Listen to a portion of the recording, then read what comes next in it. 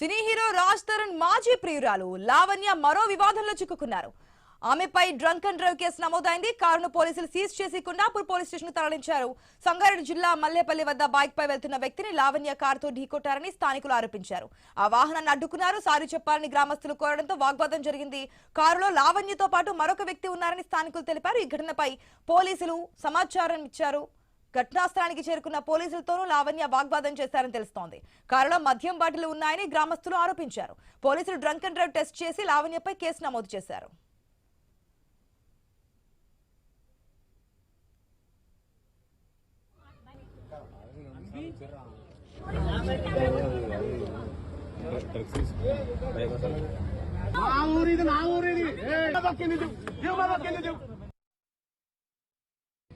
తెలిసిన వాళ్ళే ఏం అనరు నిన్ను, నువ్వు భయపడగల ఇండియా అంతా.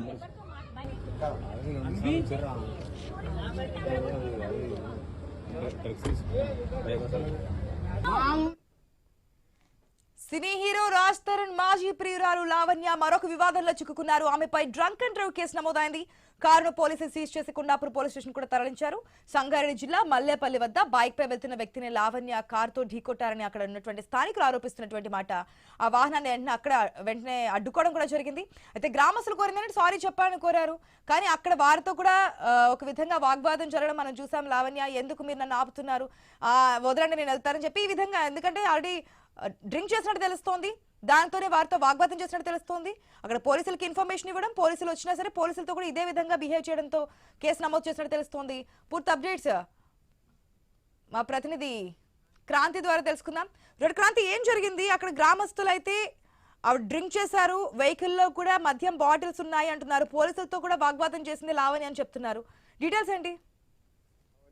మన ఆశ నిన్న లావణ్య గోటితో పోయేదాన్ని గొడ్డల్లాంక తెచ్చుకున్న పరిస్థితి ఉంది. ఇక్కడ కొండాపూర్ మండలం మల్లెపల్లి దగ్గర ఒక వాహనదారుని కారుతో ఢీకొట్టిన తర్వాత కొంత వాళ్ళతో రూడ్ గా మాట్లాడడంతో గ్రామస్తులంతా ఆగ్రహానికి లోనయ్యారు. ఆగ్రహానికి లోనయ్యాక అక్కడ ఇద్దరికి మధ్యన వాగ్వాదం పెరుగుతూ వచ్చింది. ఆ తర్వాత వాళ్ళు స్థానికంగా పోలీసులకు కూడా సమాచారం ఇచ్చారు. పోలీసులు వచ్చినప్పుడు పోలీసులతో కూడా కొంచెం ఆమె రూడ్ గా బిహేవ్ చేసింది.